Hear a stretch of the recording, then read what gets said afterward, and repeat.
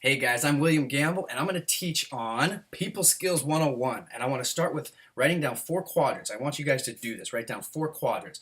First quadrant I want to talk about, we're going to write XX in that upper left-hand corner, and that's going to be called the obvious. Okay, so put the obvious. And what I want to talk about with this is it's what's obvious. It's obvious that I've got a baby in my hand. It's obvious. You guys can see it. I know it and you know it. Okay, it's what we know. Another obvious thing, an XX factor, would be my hair. It's so awesome. You guys know, you guys know it, and I know it. I'm just kidding, but it's what's obvious. Okay, so simply put, XX is what's obvious. The second quadrant is what we call the blind spot. Okay, the blind spot can be difficult, all right? And for one reason it's difficult is that you have to hear somebody tell you that you struggle in a certain area of your life. You have to hear maybe that you have body odor. Someone might have to tell you you've got bad breath or whatever. So the point of a blind spot and exposing that is so it can be corrected, because it could be just the smidge, the small little sliver, or the reason that a person does not get involved with you. It could also be the reason that you don't get their contact information, right? A blind spot could simply be this. You got something in your teeth and you're talking to a prospect, and all of a sudden, you see them kind of keep staring at your teeth or whatever, and they walk away. You lose the contact, right?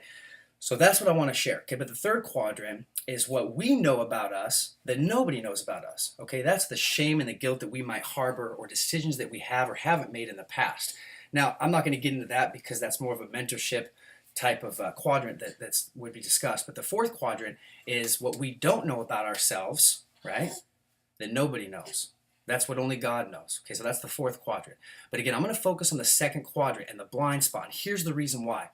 Number one is people, and I can tell you most of the time, they do not know how to connect with an individual. And I'll tell you the biggest reason is because of confidence. They just strictly do not have confidence. Okay, for example, when I started doing these videos, by the way, I still haven't gotten totally polished on this and fine-tuned, but I used to get so uncomfortable doing these videos. So how did I get good at them? I just did them over and over, constantly, just until I would get frustrated. I would get angry because it was so difficult, because it was a new skill set I had to learn. So when you look at a blind spot and it's something you want to fix, you guys absolutely have to make sure that whatever it is in connecting with people, you just have to keep doing it, okay? You're going to fall flat on your face. You got to embrace failure.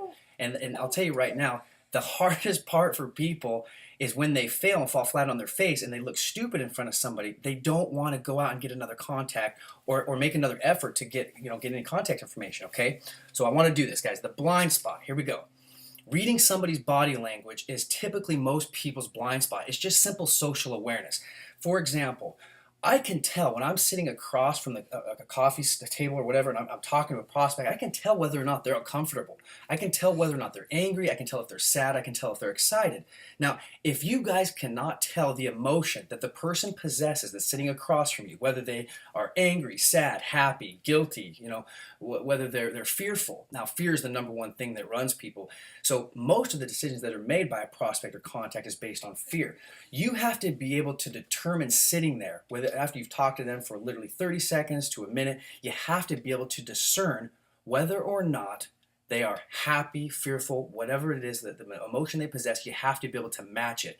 If they happen to be a negative person, well, typically I just don't prospect negative people, but if they're negative, or if maybe they've had a bad or they've had an off day, you guys have to take if you're a 10 on a scale of 1 to 10 on energy level, you got to bring it down, and you have to read that person's body language. That is the most difficult part of prospecting, is reading somebody, okay? So again, mimicking body language is key. So you can actually practice this and genuinely and sincerely connect with an individual. So guys, the hardest part of connection, and the reason people struggle with this, is because they're so focused on themselves and what they might do wrong. So if I'm talking to a prospect, in the back of my mind, I'm thinking, oh my gosh, am I going to say the wrong thing? Am I going to mess up? Do I have something in my teeth? Do I smell bad? Do I have BO, right? Those are the things that you think about when you want to start talking to an individual. So if those are the things that are constantly running your mind, it's something I'm going to refer a book to you. It's called Psycho-Cybernetics. It helps you, just kind of relax that subconscious mind, and it just basically allows you to move fluidly amongst a group of people, move confidently. The word I want to use is confidence, okay? If a person is not confident in the industry and what they're doing, they're never going to connect to the individual. It is all about confidence. If you are 100% confident, convicted, you're passionate about what you do, and you're positive, you're uplifting, you encourage people, that is the key to prospecting and connecting. So guys, that's just a short blip that I wanted to do Baby's crying, so we'll do another video later.